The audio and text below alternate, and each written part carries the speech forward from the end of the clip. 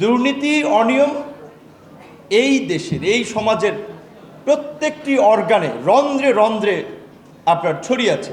সবার আগে বাংলাদেশ দর্শনকে সামনে রেখে নৈতিক শিক্ষার কথা, বিশেষ করে নৈতিক শিক্ষাকে ছড়িয়ে দেওয়ার কথা। এটা ঠিক যে বাংলাদেশে শিক্ষা ব্যবস্থা তথা সামাজিক ব্যবস্থায় মূল্যবোধের একটা চরম অবক্ষয় হচ্ছে এবং আমরা খুব আশাবাদী হয়েছিলাম যে জুলাই গণ অভ্যুত্থান পরবর্তী আমাদের রাজনীতি এবং সমাজ একটা নতুন বাস্তবতার নিরিখে পরিচালিত হবে। কিন্তু আমি একজন ইয়ং হিসেবে, তরুণ হিসেবে আমি খুব হতাশ এই কারণে যে সরকারের পরিবর্তন হয়েছে, রাষ্ট্রীয় পলিসির পরিবর্তন হচ্ছে, বাট আমাদের মানসিকতার খুব বেশি পরিবর্তন হয়নি। আমাদের মানসিক দৈন্য দশা আগেও যে জায়গায় ছিল এখনও সেই জায়গায় রয়েছে। সুতরাং মানসিক দৈন্য দশার উন্নতি না হলে, মানসিকতার পরিবর্তন না হলে একটা দেশ, একটা জাতি মোরালি স্ট্রং না হলে কখনো এগিয়ে যেতে পারবে না। দুর্নীতি অনিয়ম এই দেশের এই সমাজের প্রত্যেকটি অর্গানে রন্ধ্রে রন্ধ্রে আপনার ছড়িয়ে আছে। প্রধানমন্ত্রীর সাধারণ জীবনযাপন, সাধারণ দিক নির্দেশনা দেখেন, আমি ব্যক্তিগতভাবে খুব এনকারেজ হই। একটা অনুষ্ঠানে দেখলাম এরকম একটা অনুষ্ঠানে কথা বলছেন, কোনো কারণে টিস্যু দিয়ে বোধহয় তিনি হয়তো ধরেন তার মুখের বা নাকের ধারে নিয়েছেন, টিস্যুটা সামনে ফেলা নাই, দেখলাম পকেটে নিয়েছেন প্রধানমন্ত্রী। মানে এরকম ছোটোখাটো ঘটনা, এগুলো তো ওই আমাদের জাহাঙ্গীরনগর ভাইস চ্যান্সেলর স্যারের সাথেও অনেক আন্দোলন সংগ্রামে দেখা হচ্ছে, বক্তব্য দিয়েছি, স্যার যেটা বললেন। তো আমি মনে করি আমাদের মানে হচ্ছে থিওরির পাশাপাশি প্র্যাকটিসটাও দরকার, যেটা সম্ভবত eastern university vice chancellor sir কয়েকটা দেশের উদাহরণ দিয়ে বলেছিলেন যে সেখানে সততার সব ছাড়াও ধরেন আমাদের শিক্ষার্থীদের মাঝে পাঠ্যপুস্তকে যদি আপনারা 10 জন অনুসরণীয় ব্যক্তিত্বের গল্প ছাপাতে চান, রাজনৈতিক বিবেচনায় যদি ছাপান সেটা হবে না। তো 10 জন অনুসরণীয় ব্যক্তিত্ব আমাদের জাতীয় নেতা আছে, তারা তো আছেন, কিন্তু এই সমসাময়িক সময় আমরা কাদের কথা আমরা আমাদের তরুণদের সামনে বলতে পারি যে তুমি তাকে ফলো করতে পারো।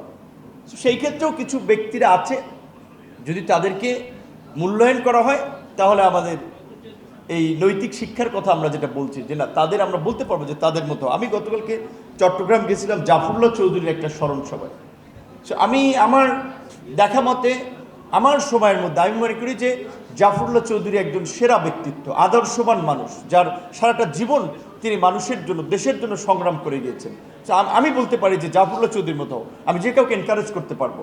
তো আমাদের আজকে পাঠ্যপুস্তকের যে গল্প, যে চরিত্র, এগুলোর যে গত 17 বছরে মানে পরিবর্তন হয়েছে, সেক্ষেত্রে আমি মনে করি আমার কিছু কিছু কবিতা, কিছু কিছু গল্প যে তরুণদেরকে এনকারেজ করতো। ধরেন সবার আমি ছাত্র সুনির্মল বসু, এরকম একটা কবিতা, সুন্দর কবিতা, চমৎকার, যে কবিতার লাইনগুলো বিশ্বজোড়া দেখবো আমি আপন হাতের মুঠোয়।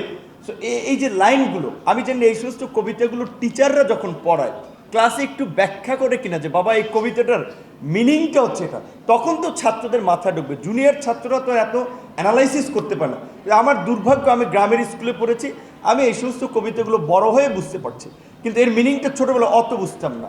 আমাদের দেশে হবে সেই ছেলে কবে কথায় না বড় হয়ে কাজে বড় হবে। রিডিং পড়াইছে স্কুলে, কিন্তু এটা ব্যাখ্যা করে নাই যে এই কবিতাটা দিয়ে এইটা বোঝাচ্ছে।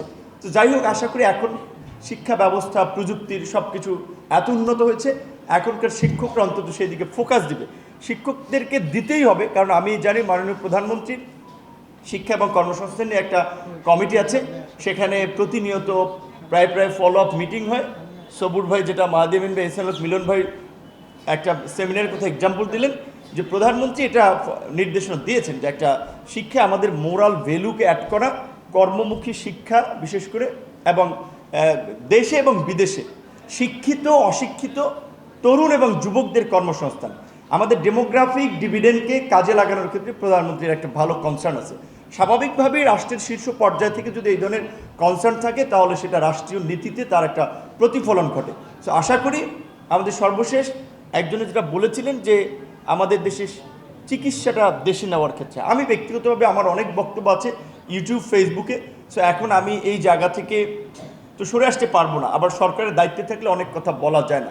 আমি মনে করি অবশ্যই প্রধানমন্ত্রী জ্বালানি নিয়ে যেমন মন্ত্রিসভার সদস্যদের একটা মিটিং 1/3 খরচ কম নিতে বলেছেন, বিভিন্ন অফিস আদালতের খরচ কমিয়েছেন, গাড়ি ক্রয় কমিয়েছেন, প্রজেক্টের ব্যয় কমিয়েছেন, ভূমি অধিগ্রহণ, আপনার অর্থ সাশ্রয়ের ক্ষেত্রে বিভিন্ন নির্দেশনা বা অনুশাসন দিয়েছেন। আশা করি যে কোনো সময় প্রধানমন্ত্রী নিশ্চয়ই এই চিকিৎসার বিষয়ে একটা নির্দেশনা দেবেন, কারণ স্বাভাবিকভাবে আমি ক্যাবিনেট সদস্য, আমি মন্ত্রী, আমি যদি দেশের চিকিৎসা আস্থা না রাখতে পারি তাহলে আমার দেশের চিকিৎসাটা ডেভেলপটা কোথায় হবে? আর যখন আমি ঢাকা মেডিকেলের চিকিৎসা নেব, আমি বরিশাল শেরেবাংলা মেডিকেল কলেজের চিকিৎসা নেব, 2 দিন ভর্তি থাকবো, আমার কারণে হলে ওখানকার চিকিৎসা ব্যবস্থা, ডাক্তারদের পরিষ্কার হসপিটালের পরিচ্ছন্নতা থেকে ম্যানেজমেন্টে একটা গতি আসবে, ভালো একটা চিকিৎসা হবে। সরকারের সম্ভবত আমার জানা মতো একটা পাইলট প্রকল্প সামনে আসতেছে, যেটা হচ্ছে অন্তত বিভাগীয় পর্যায়ে 10 বিভাগের, এখন তো 8টা বিভাগ, 8 বিভাগে 8টা মডেল হসপিটাল করা, যেখানে সব ধরনের আধুনিক সুযোগ সুবিধা সম্বলিত চিকিৎসার ব্যবস্থা থাকবে। যেহেতু সময় সংক্ষিপ্ত, আমি শেষ করছি। আল্লাহ হাফেজ। আসসালামু আলাইকুম।